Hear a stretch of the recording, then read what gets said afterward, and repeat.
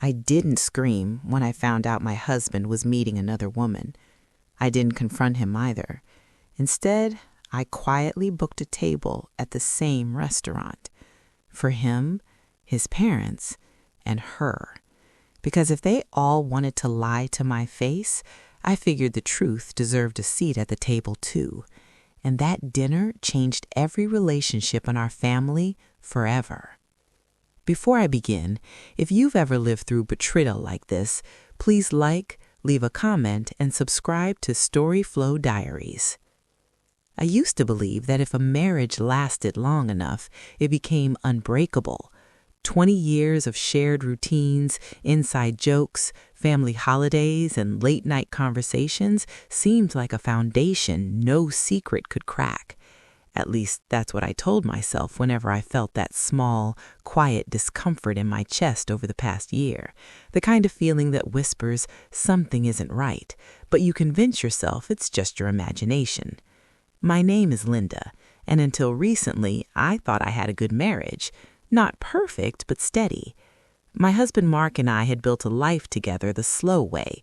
We bought our little house when we were barely able to afford it. We painted the walls ourselves. We argued about money sometimes, about his long work hours, about my habit of worrying too much, but we always came back to the same understanding. We were a team. At least that's what I believed. Looking back now, the signs were there long before the truth showed up in front of me. Mark had started staying later at work about 8 months earlier. At first, it seemed reasonable. His company had been restructuring and everyone was under pressure. I didn't question it much. When you've trusted someone for 2 decades, suspicion doesn't come naturally. Trust becomes your default setting. You assume the person you share a bed with every night is the same person you married. But slowly, small things began to change. Mark started guarding his phone in a way he never had before. If it buzzed, he would flip it over quickly. Sometimes he'd take it with him even when he went to the kitchen for a glass of water. It wasn't dramatic, it was subtle, just enough to plant doubt, but not enough to accuse. One evening, I asked him casually, "Work still that busy?" He smiled, but it didn't reach his eyes. "Yeah, just a lot going on." That was the thing about Mark. He was never a good liar, not because he had a guilty conscience, but because he always avoided details. His answers became shorter. His laughter felt rehearsed. And when I tried to talk about our weekends or plan something together, he seemed distracted, like his mind was somewhere else. Still, I told myself marriages go through phases. People get stressed. Life gets complicated. Then came the moment that changed everything. It was a Tuesday afternoon. I remember because Tuesdays were my quiet days. I worked part-time at a small bookstore, and that day I had finished early. When I got home, the house was unusually silent. I made tea and sat at the kitchen table, scrolling through my phone absent-mindedly. That's when I noticed Mark had left his tablet on the counter. It wasn't something I would normally look at, but the screen lit up suddenly with a message notification, just a preview. A name I didn't recognize. "Looking forward to tomorrow night. Same place as last time?" For a long moment, I stared at the screen, feeling my heartbeat slow instead of speed up. It was a strange reaction, like my body already knew something my mind hadn't accepted yet. I told myself there could be an explanation. Maybe it was a coworker. Maybe they were planning a meeting. But curiosity has a quiet, persistent voice. I picked up the tablet. The message thread opened automatically, and within seconds, the life I thought I understood began to unravel in front of my eyes. The woman's name was Claire. The conversation stretched back months. At first, it looked friendly, casual jokes, complaints about work. But as I scrolled further down, the tone shifted. There were little things, private nicknames, references to dinners, comments about how much they missed each other. Then I saw a message that made my hands go cold. "Last night was perfect. I wish we didn't have to hide." Hide. The word echoed in my mind like a bell ringing in an empty church. I kept reading even though every sentence felt heavier than the last. Claire had sent photos of restaurants they had visited together. Mark had replied with hearts and inside jokes that I had never heard before. The timeline was clear. This hadn't been a mistake or a moment of weakness. It had been going on for months. But the detail that truly broke something inside me wasn't the romantic messages. It was the casualness. They talked like people who had already built a routine together, like I wasn't even a factor in the equation. For a long time, I just sat there, staring at the tablet, listening to the quiet ticking of the kitchen clock. I expected to feel rage or panic. Instead, what settled over me was something colder, a kind of clarity. 20 years of marriage doesn't disappear in a single moment, but trust can. And once trust cracks, every memory starts rearranging itself into a different story. I thought about all the evenings Mark had said he was working late, all the weekends he seemed distracted, all the times I had defended him to friends when they joked about men becoming distant after so many years of marriage. I closed the tablet slowly. At that moment, I could have confronted him. I could have called him at work and demanded an explanation. I could have packed my things and left before he even got home. But instead, I did something that surprised even me. I started reading the messages again, this time carefully. That's when I saw it. One message from Claire that very morning. So tomorrow night, same restaurant, our usual table if it's available. Mark's reply was simple. I'll make the reservation. I leaned back in my chair, staring at those words for a long time. Tomorrow night, same restaurant, their usual table. Something inside me shifted then, not into anger, but into resolution.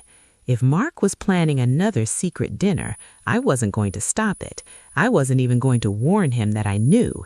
Instead, I decided something else. I would be there, but I wouldn't come alone. Because if the truth was going to come out, it deserved witnesses. And the first people who deserved to see it were Mark's parents. They had always treated me like their daughter. They believed their son was the most honorable man in the world. I wondered what they would think when they saw him sitting across from another woman. By the time Mark came home that evening, I had already made the reservation, not just for him and Claire, but for 5 people. Mark, Claire, his parents, and me. I didn't say a single word about it. I simply smiled at him across the dinner table that night, listening as he casually mentioned he might be working late the next evening. And for the first time in 20 years of marriage, I smiled back knowing exactly where he would be. That night, after Mark told me he would be working late the next evening, I watched him carefully across the dinner table. It was strange how normal everything looked. The same kitchen we had shared for 2 decades, the same chipped blue plates we had bought during our first year of marriage, the same quiet hum of the refrigerator in the background. If someone had walked in at that moment, they would have seen an ordinary couple finishing dinner. They would never have guessed that one of them had just uncovered a hidden life. Mark kept talking about something his company was planning, a new manager, new deadlines, the usual workplace complaints. I nodded in the right places, even asked a question or two. It felt almost like acting in a play I hadn't rehearsed for, yet somehow knew all the lines. What surprised me most was how calm I felt. Earlier that afternoon, when I had first read the messages, I thought the world would collapse around me. But instead, something colder had settled in, a quiet determination. When dinner ended, Mark carried his plate to the sink and gave me a quick kiss on the cheek. The gesture was so casual it almost made me laugh. The man who had spent months sneaking around behind my back was still performing the small routines of a husband. For a moment, I wondered if he felt any guilt at all. Later that night, while he slept beside me, I lay awake staring at the ceiling. Memories kept drifting through my mind like old photographs. The day we met at a friend's birthday party, the tiny apartment we rented when we were newly married, the long road trips we used to take every summer, windows down, music playing, both of us believing life was still unfolding in front of us.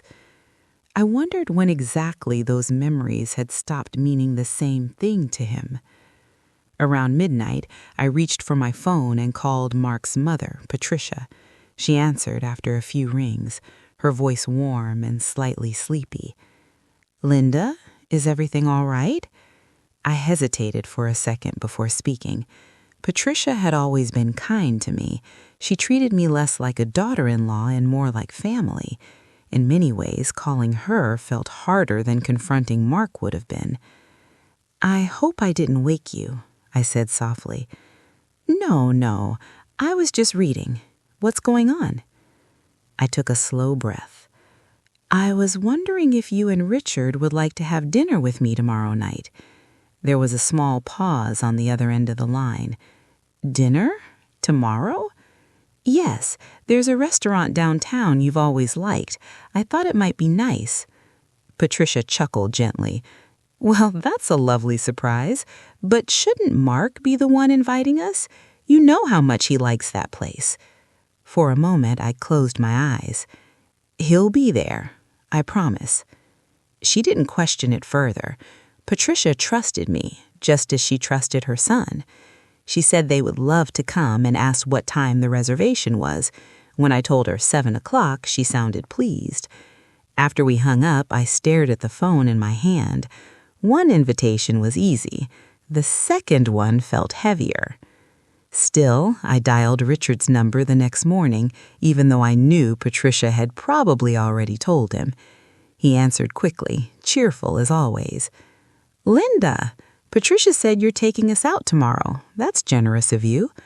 I thought it would be nice to have everyone together." It wasn't exactly a lie. The rest of the day passed in a strange blur. At the bookstore, I rang up customers and recommended novels as if nothing in my life had changed. But behind every normal moment was the quiet awareness of what was coming. Tomorrow night, one table, one truth that no one would be able to ignore. When I got home that evening, Mark was already there.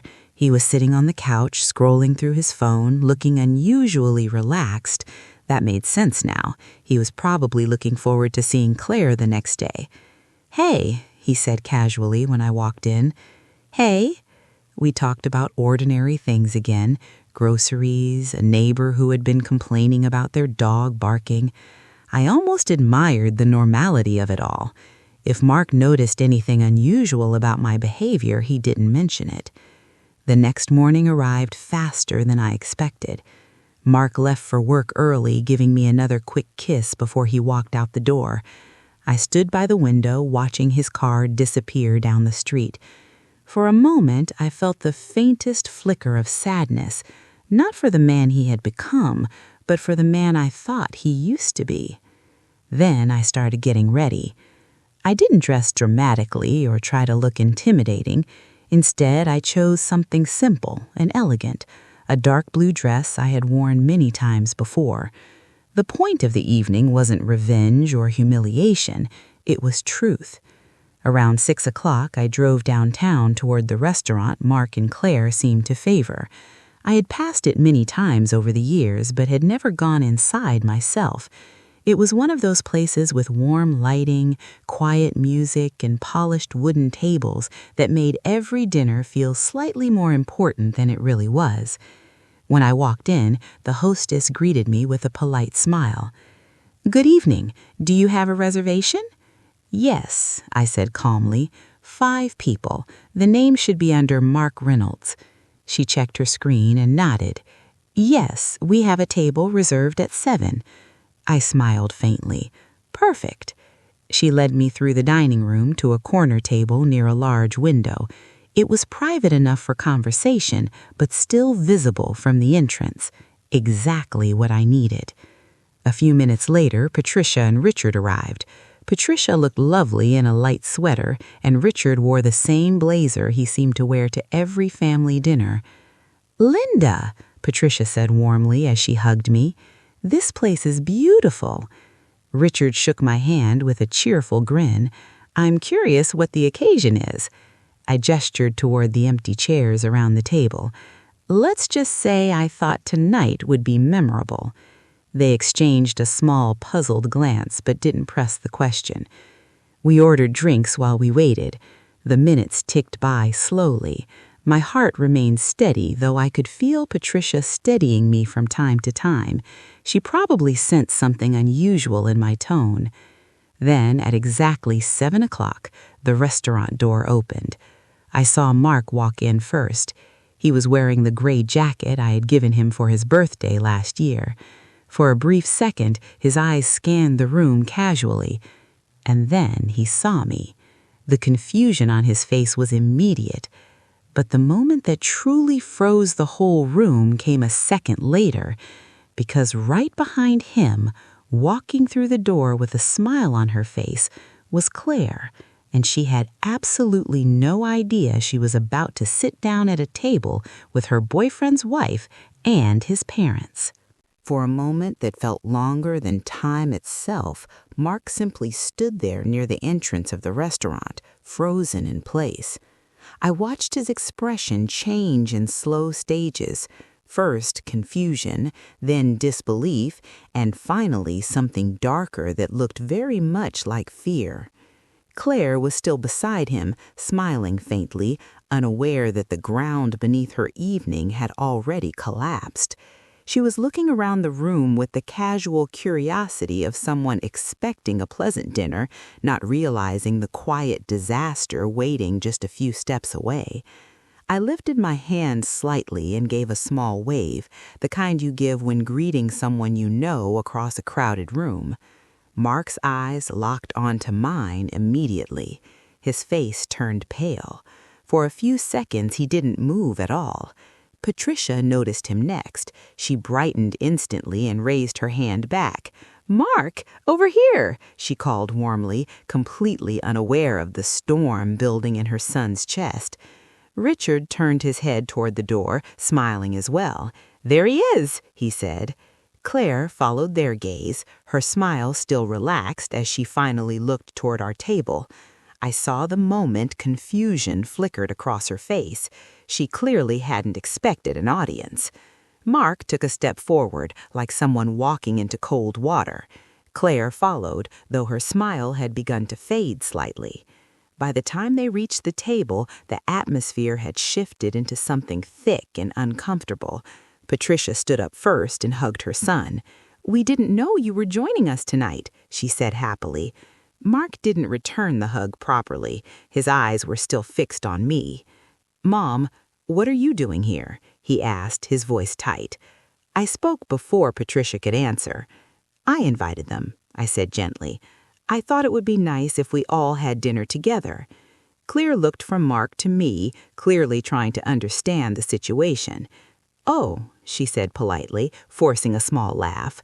"I didn't realize this was a family dinner." I met her eyes calmly. "It is now?" Mark's breathing had become shallow. His mind was racing, trying to calculate how much I knew. I could see it happening behind his eyes like a machine overheating. Patricia finally noticed the tension. "Is something wrong?" she asked. I gestured toward the empty chairs. "Please, sit down." Slowly, reluctantly, Mark pulled out a chair. Claire sat beside him, though her posture had stiffened. Richard leaned back slightly, looking between all of us with growing curiosity. The waiter arrived then, cheerfully asking if everyone would like drinks.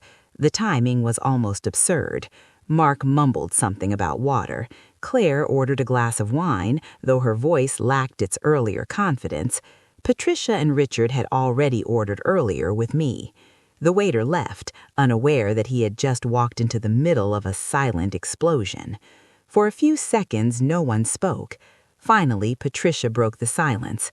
"Linda told us you'd be here," she said to Mark, "but she didn't say you were bringing a guest." Claire smiled politely and extended her hand. "Hi, I'm Claire." Patricia shook her hand warmly. "Patricia, Mark's mother." The color drained from her face almost instantly.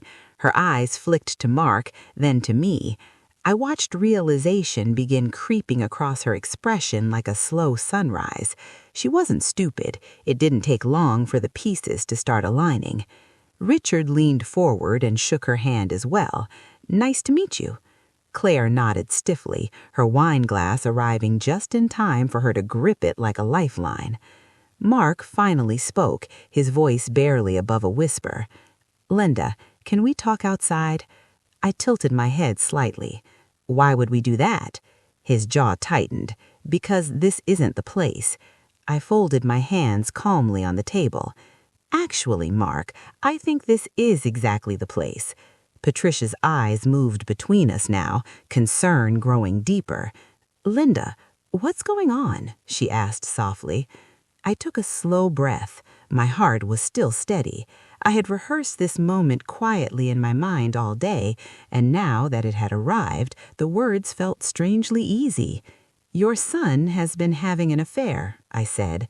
The sentence landed on the table like a stone dropped into still water. Patricia blinked as if she hadn't heard correctly. Richard sat up straighter. Claire's hand froze around her wine glass. Mark closed his eyes for a brief second. "Linda," he said sharply, but I continued speaking gently, without raising my voice. "Her name is Claire. They've been meeting here for months." Claire's face turned ghost white. "Mark," she whispered. Patricia stared at her son, disbelief filling every inch of her expression. "Mark, tell me that's not true."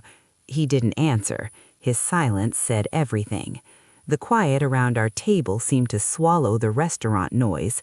Other diners continued talking and laughing, completely unaware that one small corner of the room had become the center of someone's life collapsing.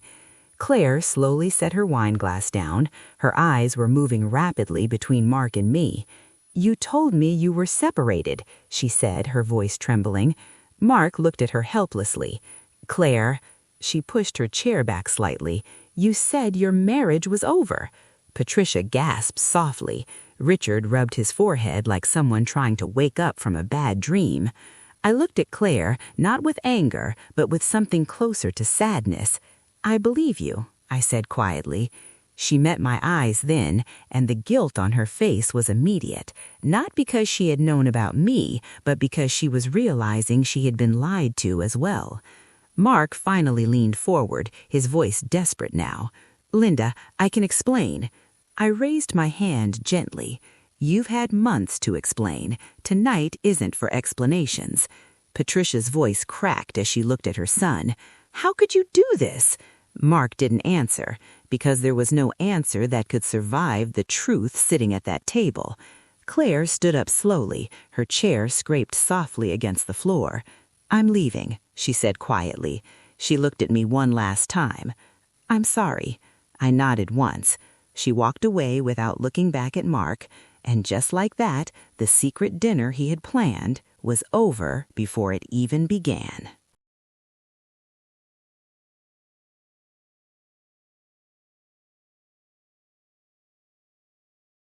Claire's chair was still slightly pushed back from the table when she walked away, her footsteps quick but unsteady as she moved toward the restaurant exit.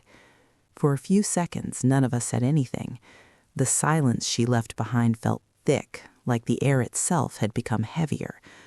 Mark watched her go with a look that mixed panic and regret, but he didn't follow her. Maybe he knew that chasing her now would only make everything worse.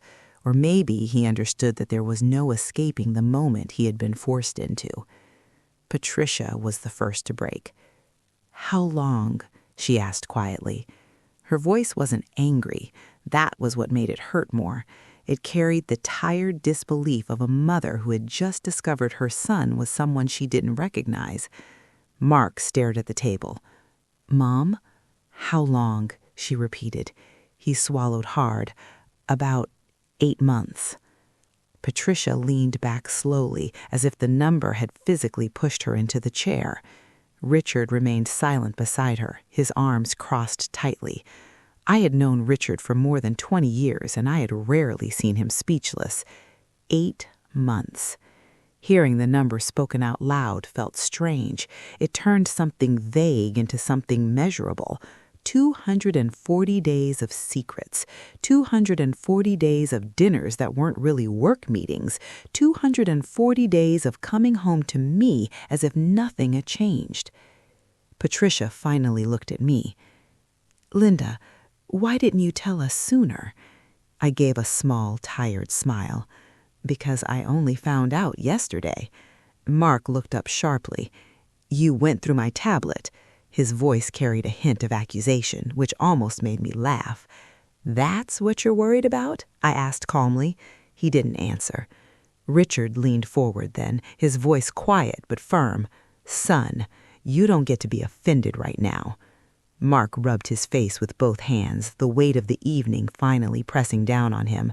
For the first time since he had walked into the restaurant, he looked less like a confident man and more like someone who had completely lost control of the situation.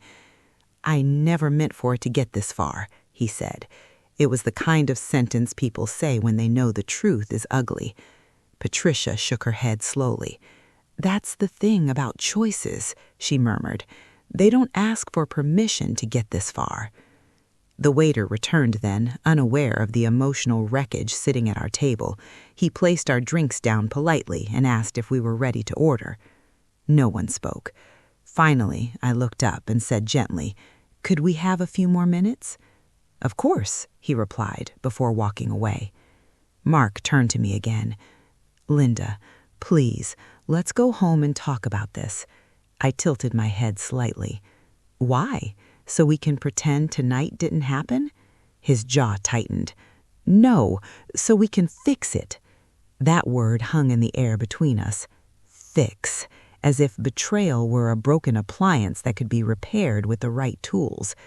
Patricia spoke again before I could respond. "Mark, you need to listen to yourself." Her voice trembled slightly now, the disappointment finally catching up with her. "You brought another woman into your life while you were still married. You lied to your wife every day for months, and now you're talking about fixing it like this is a scheduling mistake." Mark looked helplessly from his mother to me. "I was going to tell her." I raised an eyebrow. "When?" He hesitated. "That's what I thought." Richard let out a slow breath. "Did you love her?" The question was direct and impossible to dodge. Mark's eyes dropped again. "I don't know," he admitted. Patricia closed her eyes briefly, as if she needed a moment to process the answer.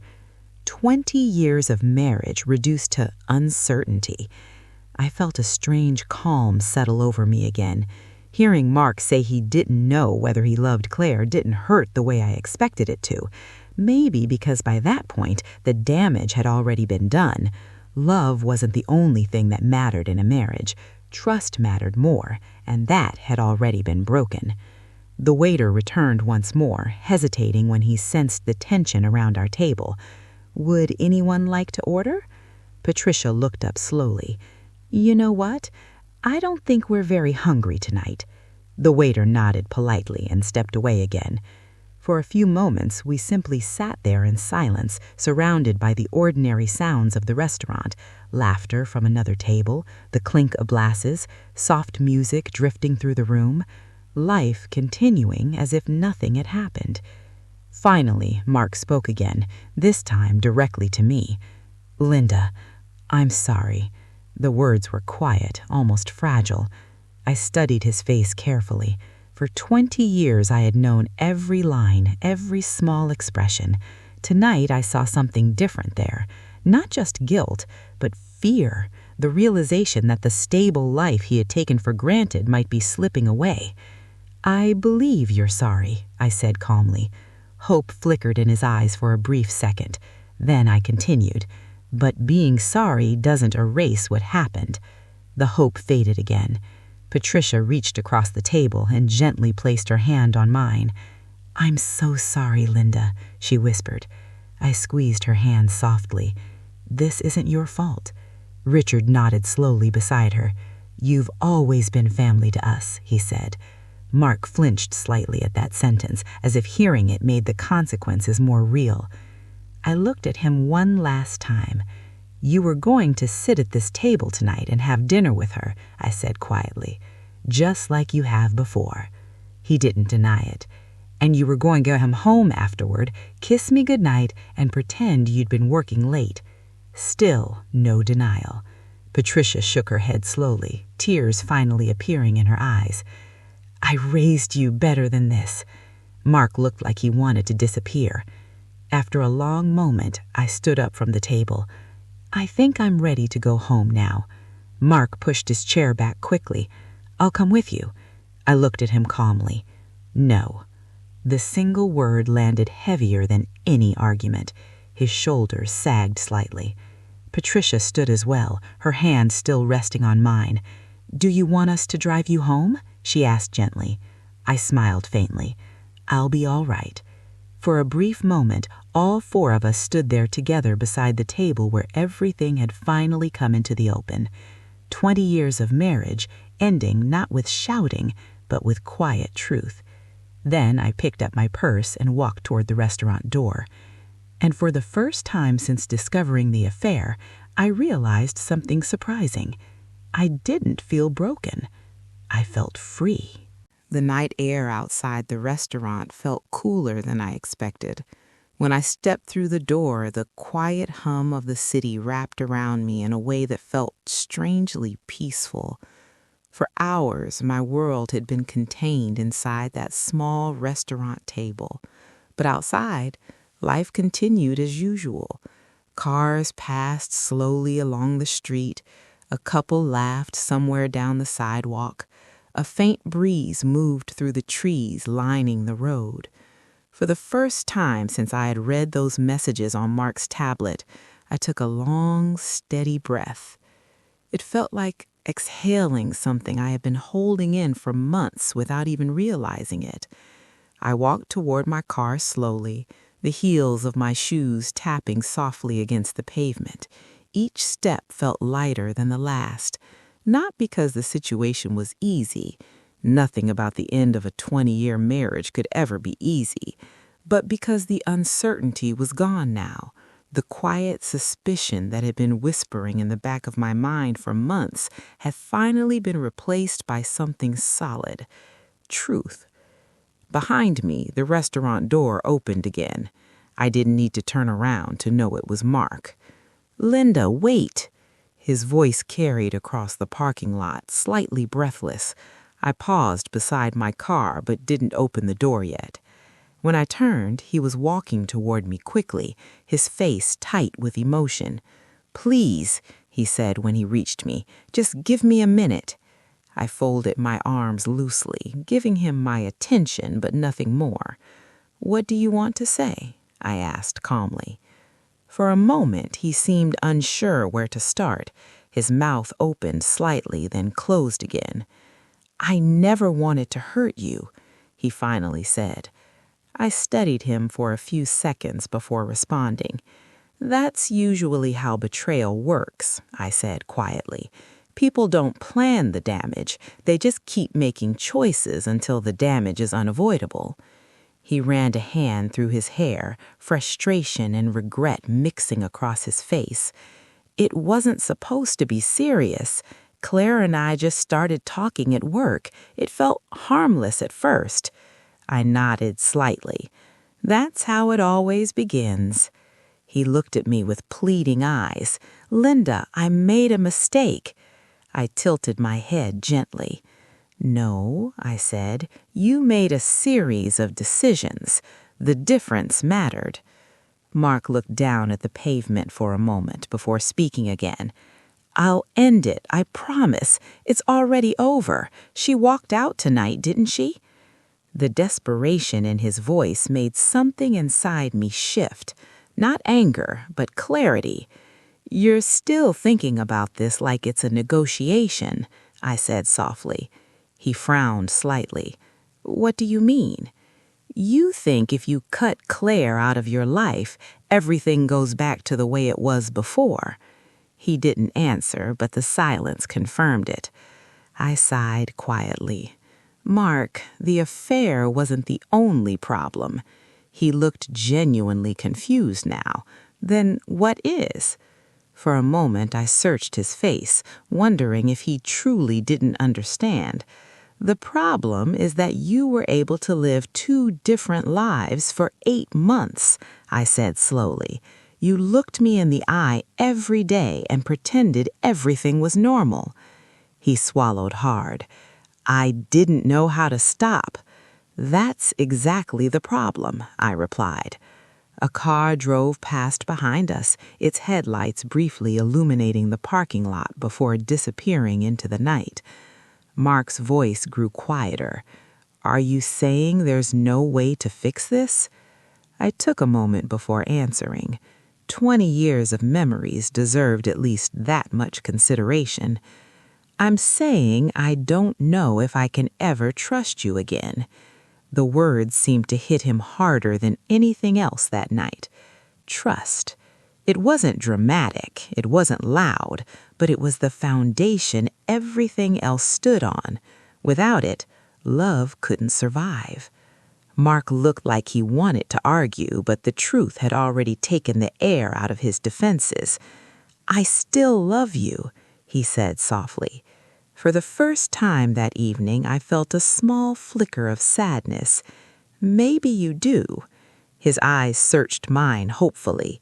But love isn't enough when respect disappears. He closed his eyes briefly, as if the sentence physically hurt. Please don't throw away 20 years, he whispered. I felt my chest tighten slightly at that. I'm not the one who threw it away. The quiet certainty in my voice seemed to settle the conversation. For a long moment, neither of us spoke. Then Mark looked toward the restaurant door behind him. My parents hate me right now. They're disappointed, I corrected gently. That's different. He nodded slowly. I deserve it. I didn't disagree. After another pause, I reached for my car door. I should go home. Mark stepped forward slightly. Can I come back with you? We should talk more. I shook my head. No, tonight isn't the night for that. His shoulders sagged. Then when? I thought about it for a moment. Tomorrow, or the next day, when emotions aren't this raw. He nodded slowly, accepting the boundary. Before I got into the car, he spoke again. Linda, do you hate me? The question hung between us like a fragile thread. I looked at him carefully. 20 years together built a history that wasn't erased in a single evening. No, I said honestly. Relief flickered across his face. But I continued. I'm just not sure I recognize you anymore. That seemed to hurt him more than hatred ever could. I slid into the driver's seat and started the engine. Mark stepped back from the car, watching silently. As I pulled out of the parking lot, I glanced at him once through the windshield. He stood alone under the restaurant lights, looking smaller than I had ever seen him before. The drive home felt quiet and reflective. Every street I passed carried memories of the life we had built together. The grocery store where we used to shop every Sunday morning, the park where we once spent an entire afternoon arguing about what color to paint the living room. But something about those memories felt different now. They weren't anchors anymore. They were chapters. And chapters, no matter how long they last, eventually come to an end. When I pulled into the driveway, the house looked exactly the same as it always had, but I knew the life inside it had already changed. I unlocked the door, stepped inside, and quietly turned on the hallway light. For the first time in 20 years, I wasn't sure if Mark would be coming home. And strangely enough, that uncertainty didn't scare me. It made me realize how strong I had become without even noticing it. The house was quiet when I stepped inside, not the comfortable quiet that comes from shared routines and familiar presence, but the kind of silence that makes every small sound feel louder than usual. The hallway light cast a soft glow across the living room, illuminating the couch where Mark and I had spent countless evenings watching television or arguing playfully over which movie to choose. Everything looked the same, yet it felt different, as if the walls themselves were aware that something had shifted. I set my purse on the kitchen counter and stood there for a moment listening. No footsteps, no television murmuring in the background, just the steady ticking of the clock above the refrigerator. For 20 years, this house had been a place where two lives overlapped constantly. Now, for the first time, I was standing inside it alone with the truth. I made myself a cup of tea out of habit. The routine felt grounding. The kettle whistled softly, and the simple act of pouring hot water into the mug gave my hands something to do. As I sat at the kitchen table, the same table where I had discovered the messages the day before, I allowed my mind to drift through everything that had happened in the past 24 hours. Yesterday afternoon, I had been a wife who suspected something was wrong but hadn't yet faced the truth. Tonight, I was someone else entirely. Not just a woman who had exposed her husband's affair, but someone who had realized that the person she trusted most had been living a second life. The strange part was that I didn't feel shattered the way I expected to. There was sadness, yes. There was disappointment that sat quietly in my chest like a heavy stone. But underneath those feelings was something stronger, a quiet understanding that the story of my life wasn't defined by Mark's choices. I finished my tea and went upstairs. Our bedroom door was half open, exactly the way we had left it that morning. The bed was neatly made, the blue comforter smoothed across the mattress. On Mark's nightstand sat the book he had been pretending to read for weeks, though I suspected now that most evenings his attention had been somewhere else entirely. I sat on the edge of the bed and looked around the room. This space held 20 years of shared history. The walls were painted a soft gray we had chosen together during one of our mini home improvement weekends. The dresser across the room still held photographs from our early years, vacations, family gatherings, moments that had once felt like proof of a solid life. For a moment, I wondered how many of those memories had still been real for him. At some point during the night, I must have fallen asleep because the next thing I knew, the faint light of early morning was slipping through the curtains. I woke slowly, disoriented at first, until the events of the previous evening came rushing back. Mark hadn't come home. I checked my phone out of habit. There were 3 missed calls and a short message from him. "Can we talk today?" I stared at the words for a moment before setting the phone down again.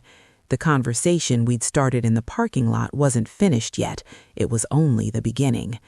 But before I could decide how to respond, another message appeared. This one was from Patricia. "Are you all right?"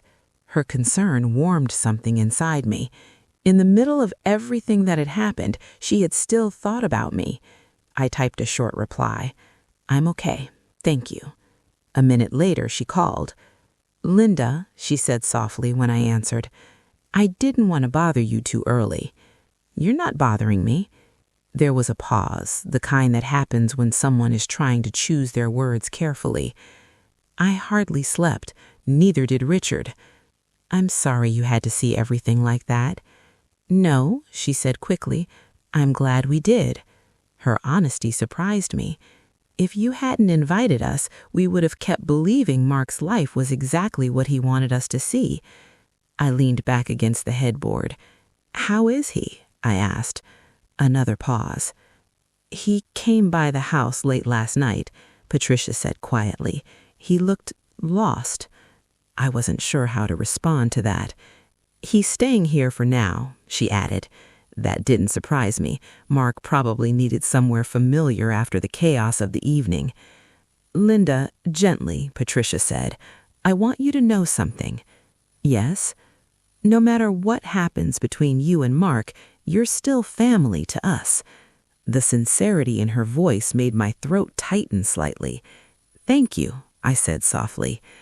After we ended the call, I sat there for a while thinking about what she had said.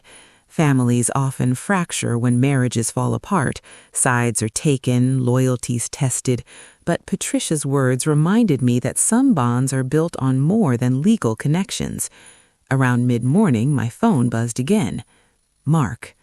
I hesitated before answering. Hello? His voice tired. Thank you for picking up. What do you want to talk about? There was a small pause. Everything, he admitted. I got out of bed and walked toward the window, looking out at the quiet street. Where are you? I asked. At my parents' place. I nodded even though he couldn't see me. Okay. Another pause followed. Linda, I know last night was terrible, he said slowly, but I want a chance to explain things properly. I listened without interrupting. I'm not asking you to forgive me right away. I need you to hear me out. His voice sounded fragile in a way I had never heard before. Finally, I spoke. We can talk, I said calmly. Relief washed through the phone line. Thank you. But not here, I added. He hesitated. Where? I thought about it for a moment. Somewhere neutral. Okay. There's a small cafe near the park. You know the one. Yes. Meet me there at 2. I'll be there. When the call ended, I stood by the window for a long moment. The confrontation at the restaurant exposed the truth, but the real conversation, the one that would decide the future of our lives, was still waiting. And in just a few hours, Mark and I would finally have it. The cafe near the park had always been one of those quiet places people passed without noticing too much. It wasn't fancy, like the restaurant Mark had chosen for his secret dinners, and it didn't pretend to be anything special. Just a small corner shop with warm coffee, soft music, and big windows that looked out over the trees lining the sidewalk. It felt like the right kind of place for a conversation that wasn't meant to impress anyone. I arrived a few minutes early. Old habits, I suppose.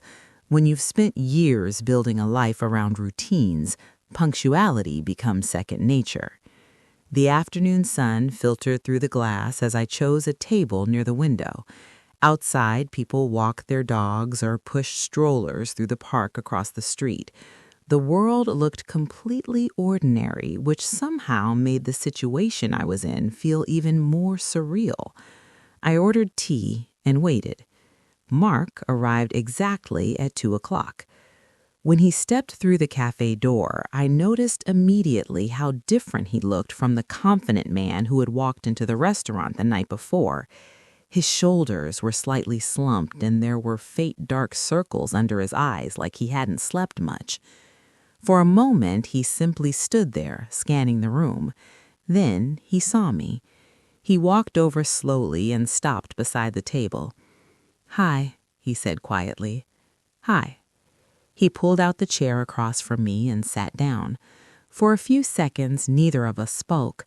The waitress came by and asked if he wanted anything. Mark ordered coffee without really looking at the menu. When she left, the silence returned. Finally, he leaned forward slightly. I've been thinking all night about what I should say, he began. I folded my hands on the table.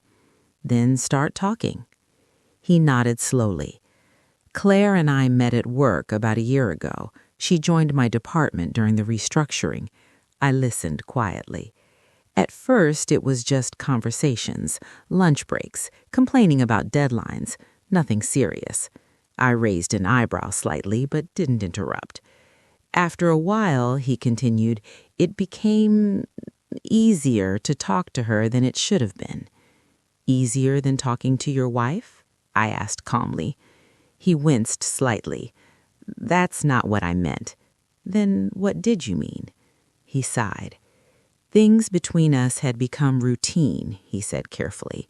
Work, dinner, television, sleep, the same cycle every day. I studied his face. That's what marriage looks like after 20 years, I said. I know, he admitted, but when Claire and I talked, everything felt new.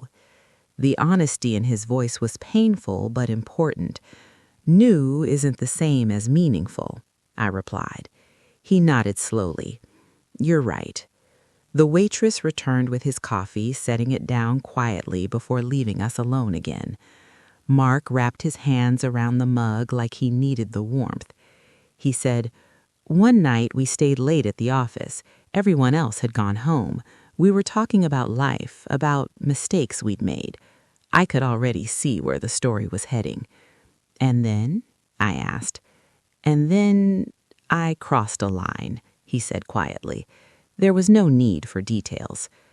I told her my marriage felt distant, he continued. I wasn't sure we were happy anymore. I felt a small, bitter smile tug at my lips. That's interesting, I said. He looked up. Why? Because I don't remember you ever saying that to me. He lowered his eyes again. I should have.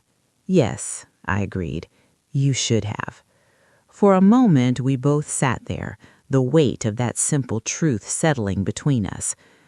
I didn't plan for it to become an affair, he said eventually. But it did, I replied. Yes. He took a slow sip of coffee before continuing. After the first time we met outside of work, I told myself it was a mistake, that it wouldn't happen again. I didn't say anything. But it did, he admitted, again and again. How many times? I asked. He hesitated. Enough that it became normal. The honesty hurt, but it also removed any remaining illusions. I leaned back in my chair slightly. So when you looked at me every night, what were you thinking? He stared at the table. That I was going to stop. Eventually? Yes. I nodded slowly. That's the problem with eventually. He looked up again, desperation creeping into his voice. I know I failed you, but what we had for 20 years, that has to count for something. I held his gaze. It does. Hope flickered in his eyes again. But it doesn't erase the last 8 months, I added. The hope faded slightly. I'm willing to do anything to fix this. Anything. It's a word people often say when they realize the consequences of their actions are real. I studied him carefully. Why? I asked. He blinked. What why? Why do you want to fix it now? His mouth opened slightly, but no words came out right away. Finally, he answered. Because I realized something last night. What? He looked directly at me. I didn't just risk losing my marriage. I risked losing the person who has known me better than anyone in the world. For a moment, neither of us spoke. Then I asked the question that had been quietly waiting in my mind since the restaurant. If you hadn't discovered the messages, would you still be seeing her? He froze. The silence that followed was answer enough. After a long moment, he spoke softly. I don't know. I nodded. That's honest, but honesty after betrayal has a complicated weight. Mark leaned forward again. Linda, please tell me what you're thinking. I looked out the cafe window at the park for a moment before answering. I'm thinking about the difference between love and trust, I said quietly. He waited. Love can survive a lot of things, but trust is different. Once it's broken, it doesn't grow back the same way. His face tightened. So what does that mean for us? I turned back to him. It means I need some time to decide what the rest of my life looks like. He nodded slowly, absorbing the reality of that sentence.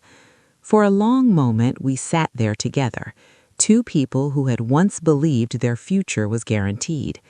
Now it was uncertain. And sometimes uncertainty is the most honest place two people can stand. After I told Mark I needed time, neither of us spoke for a while. The cafe was still quietly busy around us. Cups clinked against saucers, someone laughed softly at another table, and the faint smell of coffee hung in the air. It was strange how ordinary the world felt when two people's lives were standing at a crossroads. Mark looked down at his coffee again, turning the mug slowly between his hands. How much time? he asked after a while. I thought about that question carefully. Enough to hear my own thoughts without your voice in them, I said. He nodded slowly. He didn't argue, maybe because he knew he didn't have the right to. For 20 years, we had made decisions together: where to live, how to spend holidays, what color to paint the house. But this was the first time in our marriage that I had to think about my future without automatically including him in the picture. Are you going to stay at the house? He asked quietly. For now, I replied. He hesitated before asking the next question. Do you want me to come back? I looked at him steadily. No. He swallowed hard but accepted the answer. I'll stay at my parents' place, he said. That seemed like the most reasonable arrangement, not because it solved anything, but because it gave both of us space. We sat there a little longer, talking about practical things, bills that still needed to be paid, the car insurance renewal coming up next month, all the small responsibilities that continue even when a marriage is falling apart. Eventually, the conversation slowed to a stop. I finished the last sip of my tea and stood up. I should go, I said. Marks did too, looking like he wanted to say something else but couldn't quite find the words. At the door of the cafe, he spoke again. Linda, thank you for meeting me. I nodded slightly. Take care of yourself, I said. Then I walked out into the afternoon sunlight. The park across the street was full of people enjoying the warm weather. Children were chasing each other across the grass, and an older couple sat on a bench feeding birds. Watching them, I realized something important. Life never pauses just because one chapter ends. The next few weeks were quiet. Mark stayed with his parents just like he had promised. Occasionally, he sent a short message asking how I was doing, but he didn't pressure me for answers. Patricia called once or twice to check on me as well, her voice full of the same kindness she had always shown me. At home, I began doing something I hadn't done in a long time. I started paying attention to myself, not as someone's wife, not as half of a couple, just as a person. I rearranged parts of the house that had stayed the same for years. I moved the furniture in the living room. I donated old clothes that no longer felt like me. One afternoon, I even painted the spare bedroom a warm shade of yellow simply because I liked the color. Each small change reminded me that the life I had built wasn't disappearing, it was evolving. About a month after the dinner at the restaurant, Mark asked if we could meet again. This time, we chose a quiet park bench instead of a cafe. The conversation felt calmer, less heavy with raw emotion. He told me he had ended all contact with Claire. I believed him, but that wasn't the point anymore. I'm going to start therapy, he said during that conversation. I need to understand why I made the choices I did. That was the first thing he had said since the affair was exposed that sounded less like damage control and more like genuine reflection. I think that's a good idea, I told him. He looked at me carefully. Does that change anything for us? I paused before answering. It changes you, I said. And us? That part will take longer. He nodded slowly. Over the following months, our conversations continued occasionally. They were honest, sometimes uncomfortable, but never cruel. The anger that could have destroyed everything between us had softened into something more thoughtful. One evening, nearly 6 months after the dinner at the restaurant, Mark and I sat together on the back porch of the house we had once shared. The air smelled like rain, and the sky was slowly turning orange as the sun set. I've been thinking about something, he said quietly. What? If you decide you don't want to stay married, I'll understand. I looked at him. That was the first time he had truly acknowledged that possibility without trying to fix it. I know, I said. He nodded. I just want you to be happy again. The sincerity in his voice was real. For a moment, we sat in silence. Then I said something I hadn't said before. I'm starting to feel happy again." He smiled faintly at that. "Good." The truth was, I didn't exactly know what the future would look like. Maybe Mark and I would eventually rebuild something new from the ruins of the old marriage. Or maybe we would choose separate paths and carry our shared history as a lesson instead of a bond. But one thing was clear. The woman who had walked into that restaurant months ago had been afraid of losing everything. The woman sitting on that porch now understood something different. Betrayal doesn't destroy you unless you let it define you. Sometimes it simply reveals the strength you never realized you had. And the most important truth I learned through all of it was this: you can't control the choices someone else makes, but you can always choose how your story continues. And for the first time in a long time, I was the one holding the pen.